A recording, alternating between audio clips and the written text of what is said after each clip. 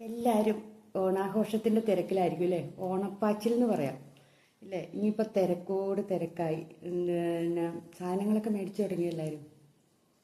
പച്ചക്കറികൾ അല്ലേ, പായസം വയ്ക്കാനുള്ള സാധനങ്ങൾ ഒക്കെ എല്ലാം ഇല്ലേ. നല്ലൊരു സദ്യയൊക്കെ ഉണ്ട്, ഉണ്ടാക്കി ഇലയൊക്കെ ഇട്ടില്ലേ, വാഴയിലയൊക്കെ മേടിച്ച് സദ്യ ഉണ്ടെങ്കിൽ എന്ത് രസമല്ലേ. വീട്ടിലുള്ളവർക്ക് കുഴപ്പമൊന്നുമില്ല, ഉള്ള വാഴയിലയൊക്കെ വെട്ടിയിട്ട് നമുക്ക് സദ്യ ഉണ്ണാം. ഇല്ലാത്തൊരു കാശ് കൊടുത്തോണി. വാഴയിലേക്കും ഇപ്പോൾ വിലയാണെന്ന് തോന്നുന്നു. പിന്നെ നല്ലൊരു സദ്യയൊക്കെ കൊണ്ട് കഴിഞ്ഞിട്ട് ഉച്ച കഴിഞ്ഞൊരു വിശ്രമമോ അല്ലെങ്കിൽ എല്ലാവരുമായിട്ടൊന്ന് കറങ്ങാൻ പോവോ, കളികളോ എന്തെങ്കിലുമൊക്കെ അല്ലേ. എന്തൊക്കെ ഇപ്പം നാട്ടിലെല്ലാം നല്ല നല്ല കളികളും ഒക്കെയുള്ള സമയങ്ങളല്ലേ. അപ്പം അങ്ങനെയൊക്കെ നല്ല അടിപൊളിയായിട്ട് എല്ലാവരും ഓണം ആഘോഷിക്കണം കേട്ടോ. എല്ലാവരും സന്തോഷത്തോടു കൂടി ആഘോഷിക്കണം. മനസ്സിന് നല്ല സന്തോഷമായിരിക്കണം.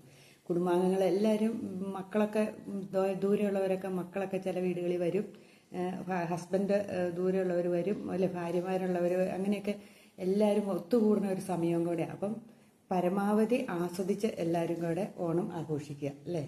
എല്ലാവരെയും കൂടെ, അച്ഛൻ അമ്മ എല്ലാവരും കൂടെ ഇരുന്ന് ഓണസദ്യയൊക്കെ ഉണ്ട് കഴിയുമ്പോൾ ഒരു നല്ല സംതൃപ്തിയായിരിക്കും. നല്ല കളികളും ചിരികളും ഒക്കെ ആയിട്ട് നല്ല വിഷമങ്ങളൊന്നുമില്ലാണ്ട് എല്ലാവരും ആഘോഷിക്കണം കേട്ടോ. എനിക്ക് ഒത്തിരി പേര് മെസ്സേജ് അയക്കുന്നുണ്ട്. വിഷമങ്ങൾ, കഷ്ടപ്പാടുകളും ദുരിതങ്ങളും കടബാധ്യതയും അതൊക്കെ വരും. മനുഷ്യനല്ലേ ജീവിതത്തിൽ, എല്ലാവരുടെയും ജീവിതത്തിൽ വരും കേട്ടോ. അങ്ങനെ ആരും വിചാരിക്കേണ്ട ഞങ്ങൾക്ക് മാത്രമേ ഇങ്ങനെയുള്ളൂ എന്ന്. എത്ര വലിയവരായാലും അതിൻ്റേതായ രീതിയിൽ എല്ലാവർക്കും എല്ലാ ബുദ്ധിമുട്ടുകളും ഉണ്ടെന്ന് നമ്മൾ വിചാരിക്കുക. അതൊന്നും മനസ്സിൽ വെച്ചുകൊണ്ടിരിക്കാണ്ടിരിക്കുക. കാരണം നമ്മൾ മനസ്സിൽ വെച്ചാലേ നമ്മൾ ഈ കണ്ട തെറ്റുകളിലൊക്കെ, അതായത് ആത്മഹത്യയോ അല്ലെങ്കിൽ നിരാശാഭാവത്തിലേക്കോ അങ്ങനെയൊക്കെ ചെന്ന് ചാടുകയുള്ളൂ. നമ്മളിതിന് എല്ലാവർക്കും കടങ്ങളുണ്ട്, എല്ലാവർക്കും കഷ്ടപ്പാടുണ്ട്, എല്ലാവർക്കും ദുരിതങ്ങളുണ്ട്, എല്ലാവരും ഭൂമിയിൽ സുഖിമാന്മാരാണെന്നൊന്നും വിചാരിക്കണ്ട ഇല്ലേ. അത് നമുക്കൊരു തോന്നലുകൾ മാത്രമാണ്. നമ്മൾ ഒരു 100 വീടെടുത്ത് ഒരു 100 വീട്ടിലും പല സൈസ് ദുരിതങ്ങളായിരിക്കും. പണമുള്ളവർക്ക് അസുഖങ്ങളുടെ രൂപത്തിൽ ദുരിതങ്ങളായിരിക്കും. അതല്ലേ വേറെ ഏതെങ്കിലും പേരുദോഷത്തിൻ്റെ എന്തെങ്കിലും ഒരു ദുഃഖം അനുഭവിക്കുന്നവരായിരിക്കും. ഒരു മനുഷ്യന് സമാധാനത്തോടു കൂടി ജീവിക്കുന്നവർ കാണില്ല. അപ്പം പിന്നെ നമ്മൾ ഒരാളോട് ഇച്ചിരി പൈസ കടം മേടിച്ചു എന്നോർത്തോ, അല്ലെങ്കിൽ നമുക്കൊരു വീടില്ല എന്നോർത്തൊന്നും നമ്മൾ ദുഃഖിക്കാൻ പോകണ്ട അല്ലേ. നമുക്ക് ഇത്രയെങ്കിലും ഉണ്ടല്ലോ. ഒരു കയറി കിടക്കാൻ ഒരു വീടുള്ളവർ അത് ഭാഗ്യവന്മാർ. കടം മേടിച്ചു എന്നോർത്താൽ നമുക്ക് തിരിച്ചു കൊടുക്കാമല്ലോ. കുറേ ചീത്തയും തെറിയൊക്കെ നമ്മൾ പറയുമായിരിക്കും, അതൊന്നും മൈൻഡ് ചെയ്യണ്ട. നമുക്ക് കൊടുക്കേണ്ട സമയത്ത് നമ്മൾ തിരിച്ചു കൊടുക്കും. കൊടുക്കാണ്ടിരിക്കുന്നൊന്നുമില്ലല്ലോ. കൊടുക്കാണ്ടിരുന്നാലല്ലേ മോശമാവുള്ളൂ അല്ലേ. അപ്പം അങ്ങനെയൊക്കെ ചിന്തിക്കുക. നമ്മുടെ മനസ്സിലേക്ക് ഇതിനെ ഒന്നും എടുത്ത് അകത്തേക്ക് വെക്കാണ്ടിരിക്കുക. നമ്മുടെ മനസ്സല്ല പോസിറ്റീവായിട്ടിരിക്കുക. ഇതിനെല്ലാം വേണ്ടി പ്രാർത്ഥിക്കുക എല്ലാവരും. എല്ലാത്തിനും ഒരു മോചനത്തിന് നമുക്കിഷ്ടമുള്ള ഏത് ദേവനെയാണെങ്കിലും ദേവിയാണെങ്കിലും പ്രാർത്ഥിക്കുക. ഈശോപ്പനാണെങ്കിലും മാതാവാണെങ്കിലും അള്ളാഹുവിനെ ആണെങ്കിലും ഒക്കെ പ്രാർത്ഥിച്ചു അതിൻ്റെ ഫലം കിട്ടും. അപ്പം നമുക്ക് മനസ്സിനൊരു ഭയങ്കര ശാന്തി സമാധാനം കിട്ടും. അല്ലാതെ നമ്മൾ ഈ ദുഃഖത്തിൽ കിടന്നിട്ടൊന്നും കാര്യമില്ല. പിന്നെ അധികം ദുഃഖങ്ങൾക്കും കാരണം മറ്റുള്ളവരെ കണ്ട് നമ്മൾ ജീവിച്ചതിൽ വരുത്തി വയ്ക്കുന്ന ദുഃഖങ്ങളധികം. അത് നമ്മൾ ചെയ്യാതിരിക്കുക. മറ്റുള്ളവരെ വീടോ വാഹനങ്ങളോ സാമ്പത്തിക സ്ഥിതിയോ ഒന്നും കണ്ടിട്ട് നമ്മൾ ദുഃഖിച്ചിട്ട് കാര്യമുണ്ടോ അല്ലേ. അപ്പം അങ്ങനെയുള്ള ദുഃഖങ്ങൾ നമ്മൾ എടുത്ത് കളയുക. നമ്മുടെ മനസ്സിനെ ശാന്തമാക്കി വയ്ക്കാൻ നമ്മൾ ശ്രമിക്കുക. എപ്പോഴും പോസിറ്റീവായിട്ട് നിറച്ച് വയ്ക്കുക. ദുഃഖങ്ങൾ ഞാൻ പറഞ്ഞില്ലേ, എല്ലാത്ത മനുഷ്യരില്ല.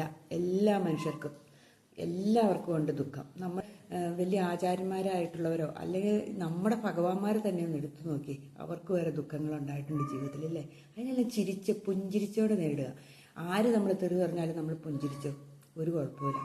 നമ്മൾ ചിരിച്ചോണ്ട് നേരിട്ടോളുക. വ്യക്തികൾ തമ്മിലുള്ള സ്നേഹം എപ്പോഴും ഒന്നെങ്കിൽ അയാളുടെ സമ്പത്ത് കണ്ടിട്ടായിരിക്കും, അല്ലെങ്കിൽ അയാളുടെ എന്തെങ്കിലും ഒരു ഗുണഗണം കണ്ടിട്ടായിരിക്കും മിക്കവരും തന്നെ സ്നേഹിക്കുന്നത്. അല്ലാണ്ട് ആത്മാർത്ഥമായൊരു പ്രണയം, ആത്മാർത്ഥമായൊരു ഇഷ്ടം അവർ തമ്മിൽ ഉണ്ടാകണമെങ്കിൽ അപൂർവം പേരിൽ മാത്രമേ ഉള്ളൂ അല്ലേ. പ്രശസ്തിക്കോ പേരിനോ ഇതിൻ്റെയൊക്കെ പുറകെ ആയിരിക്കും പലരെയും നമ്മൾ ഇഷ്ടപ്പെടുന്നത്. നമ്മളതിൽ ആരാധനയോട് കൂടി നോക്കുന്ന വ്യക്തികൾ അങ്ങനെയൊക്കെ ആയിരിക്കും. പക്ഷെ അത് ഏത് നിമിഷം വേണമെങ്കിലും നഷ്ടപ്പെട്ടു പോകാൻ പാടില്ലേ.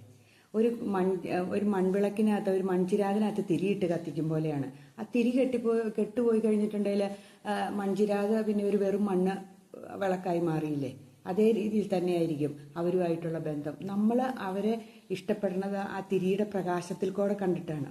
അത് കെട്ടുപോയി കഴിഞ്ഞാൽ പിന്നെ നമുക്ക് അവരുമായിട്ടുള്ളൊരു ബന്ധങ്ങളാകുന്നു. അങ്ങനെയാണ് പല ബന്ധങ്ങളും ഇല്ലേ. നമ്മൾ പണമുള്ള കാലത്ത് നമ്മളെ സ്നേഹിക്കാനും ഇഷ്ടപ്പെടാനും ഒക്കെ ഒത്തിരി പേരുണ്ടായിരിക്കും. ഇല്ലാതെ വന്ന് നോക്കിക്കേ, നമ്മൾ മൺചിരാതിൻ്റെ അവസ്ഥയിലേക്കാകുകയും ചെയ്യും. തിരിയുണ്ടെങ്കിലേ ആ വെളിച്ചത്തിലാണ് നമ്മളെല്ലാവരും ആകർഷിക്കണേ. അപ്പോൾ ഈ ഓണക്കാലത്ത് എനിക്ക് പറയാനുള്ള എന്നാണെന്നറിയാമോ, നമ്മളെപ്പോഴും ഒരു മൺചിരാതിലെ തിരിയായിട്ട് കത്തി നിൽക്കാൻ നമ്മൾ ശ്രമിക്കണം. എന്നും വെച്ച് പണം ഉണ്ടായിട്ട് ജീവിക്കണം എന്നല്ല ഞാൻ പറഞ്ഞത്, ഉള്ളതിൽ നമ്മൾ സംതൃപ്തരായിട്ടിരിക്കണം. പലരും കല്ലെറിയാൻ കാണും ഇല്ലേ, നമ്മൾ കേട്ടിട്ടില്ലേ, ഫലമുള്ള മാങ്ങയിലെ കല്ലെറിയുമെന്ന് കേട്ടിട്ടില്ലേ. അപ്പം നമ്മൾ ഒത്തിരി പേര് നമ്മളെ നെഗറ്റീവ് പറയാനും നമ്മളെ ദോഷപ്പെടുത്താനും മോശം പറയാനും നമ്മളെ ഇല്ലായ്ക ചെയ്യാൻ വരെ നമ്മൾ ഒത്തിരി പേര് നമ്മുടെ കൂടെ ഉണ്ടായിരിക്കാം. പക്ഷെ നമ്മൾ അതൊന്നും മൈൻഡ് ചെയ്യരുത്. നമ്മുടെ മനസ്സിനോട് നമ്മൾ മൺചിരാതായിട്ട് നമ്മുടെ തിരി നീട്ടി കത്തിച്ച് എണ്ണയൊഴിച്ച് കത്തിച്ചുകൊണ്ടിരിക്കുക. നമ്മുടെ മനസ്സിനെ അത് പാകപ്പെടുത്തുക. നമുക്കിതിൽ നിന്നൊരു നമ്മൾ കേട്ടില്ല, ഒരു ദുഃഖം ഉണ്ടെങ്കിൽ ഒരു സുഖമുണ്ട്. എല്ലാവർക്കും എന്നും സുഖമായിരിക്കില്ല, എന്നും ദുഃഖമായിരിക്കില്ല. നമ്മൾ ശ്രദ്ധിച്ച് നോക്കിയിട്ടുണ്ട്, ജീവിതത്തിൽ ദുഃഖം അനുഭവിക്കുന്നവർക്ക് ഒരു സമയത്ത് നല്ല കാലമായിരിക്കും, ദുഃഖിക്കുന്നവർക്ക് സുഖിക്കുന്നവർക്ക് ഒരു സമയത്ത് കഷ്ടകാലമായിരിക്കും. അതങ്ങനെ മാറി മാറി പ്രപഞ്ച നിയമം പോലെ തന്നെയാണ്. അപ്പം നമ്മൾ ചിന്തിക്കുക, ഈ എപ്പോഴും ദുഃഖം എന്ന് പറഞ്ഞാൽ അതിനെ എല്ലാം അങ്ങ് മറന്നേക്കുക. നമ്മൾ നല്ല എന്നാന്ന് പറയണേ, ഇങ്ങനെ ഒരു തോണി തുഴയും പോലെ, ആസ്വദിച്ചൊരു തോണി തുഴയും പോലെ നമ്മുടെ ജീവിതത്തെ തുഴഞ്ഞു കൊണ്ടുപോകാൻ ശ്രമിച്ച് നോക്കിക്കേ. മറ്റുള്ളവർ പലരും നമ്മുടെ ചുറ്റും നിന്ന് കല്ലെറിഞ്ഞാലും നമ്മൾ മൈൻഡ് ചെയ്യരുത്. ഞാനൊരു കഥ പറഞ്ഞേൽപ്പിക്കാം. ഒരു സ്പൂണിനകത്ത് നിറച്ച തുളുമ്പി എണ്ണ എടുത്തു വെച്ചിട്ട് ഒരാളിങ്ങനെ വന്നൊരു ഗുരുവിനോട് പറഞ്ഞു, എനിക്കിങ്ങനെ ഭയങ്കര മാനസിക വിഷമം, എല്ലാവരും എന്നെ ഇട്ട് പീഡിപ്പിക്കുകയെന്ന് പറഞ്ഞപ്പോൾ ഗുരു പറഞ്ഞു, ഒരു സ്പൂണിനകത്ത് നിറച്ച എണ്ണ എടുത്തിട്ട് അതിങ്ങനെ പിടിച്ചോണ്ട് നീ ആശ്രമത്തിന് ചുറ്റും കറങ്ങി വരാൻ പറഞ്ഞു വിട്ടു. അയാൾ ആ ആശ്രമത്തിന് ചുറ്റും ഇങ്ങനെ എണ്ണയെ തന്നെ ശ്രദ്ധിച്ച് ഇങ്ങനെ കറങ്ങി വന്നു. പക്ഷേ അയാളുടെ ചുറ്റും നിന്നവരെല്ലാം അയാളെ കളിപ്പിച്ചു, ഇപ്പം എണ്ണ താഴെ പോകും, നീ എന്ത് പൊട്ടനാടാ, ഇങ്ങനെ സ്പൂണിൽ എണ്ണയ്ക്ക് ഇപ്പോൾ പോവില്ലേ എന്നൊക്കെ പറഞ്ഞ് കുറേ പറഞ്ഞു. പക്ഷേ അയാൾ അത് മൈൻഡ് ചെയ്യണ്ട, കാരണം അയാൾ കേട്ടില്ല. അയാൾ ഈ എണ്ണയെ മാത്രം ശ്രദ്ധിച്ച് ഇങ്ങനെ കറങ്ങി വന്നു. അപ്പോൾ വന്നു കഴിഞ്ഞപ്പോൾ ഗുരു ചോദിച്ചു, നീ മറ്റുള്ളവർ പറയുന്നത് നീ കേട്ടായിരുന്നു, നിന്നെക്കുറിച്ച് കുറേ പേര് പല അഭിപ്രായങ്ങളും പറഞ്ഞ് നീ കേട്ടായിരുന്നു എന്ന് ചോദിച്ചപ്പോൾ ഇയാൾ പറഞ്ഞു, ഞാനൊന്നും കേട്ടില്ല എന്ന് പറഞ്ഞു. കാരണം എൻ്റെ ശ്രദ്ധ മുഴുവൻ എണ്ണയിലായിരുന്നു എന്ന് പറഞ്ഞു. ഇത് തന്നെയാണ് നമ്മുടെ ജീവിതത്തിലും. മറ്റുള്ളവർ പലതും പറയും, നമ്മൾ നമ്മുടെ ജീവിതമാകുന്ന എണ്ണയെ ശ്രദ്ധിച്ചാൽ മാത്രം മതി ഇല്ലേ. ജീവിതത്തിലെ ഒത്തിരി ദുഃഖങ്ങളും ദുരിതങ്ങളും കഷ്ടപ്പാടുകളും ഒക്കെ കടന്നു വന്ന് അതിൽ നിന്നും സ്ട്രോങ് ആയിട്ട് നല്ല നിലയിലെത്തി നിന്നിട്ട് ഞാൻ പറയുന്ന നിങ്ങളോട്, നമുക്ക് പതർച്ച എന്ന് പറയുന്ന ജീവിതത്തിലുണ്ടാകാം, പക്ഷേ നമ്മൾ അതിനകത്ത് വീണ് കിടക്കാണ്ടിരുന്നാൽ മാത്രം മതി. അപ്പം നമ്മൾ ആത്മഹത്യയാണോ അല്ലെങ്കിൽ എന്നു പറഞ്ഞാൽ നമ്മുടെ ജീവിതത്തെ നശിപ്പിക്കുന്നതൊന്നും ഒരു ബുദ്ധിപൂർവമായ തീരുമാനമായിരിക്കില്ല. അതൊക്കെ മണ്ടൻ തീരുമാനങ്ങളാണ്. നമ്മൾ സ്ട്രോങ് ആയിട്ട് നിൽക്കുക. ഈ ഓണക്കാലത്ത് ഞാൻ നിങ്ങളോട് പറയാനുള്ളത്, നിങ്ങൾ സ്ട്രോങ് ആയിട്ടിരിക്കുക. നമ്മുടെ ജീവിതം നമുക്ക് മറ്റുള്ളവർക്ക് ഒരു പാഠമായിരിക്കണം.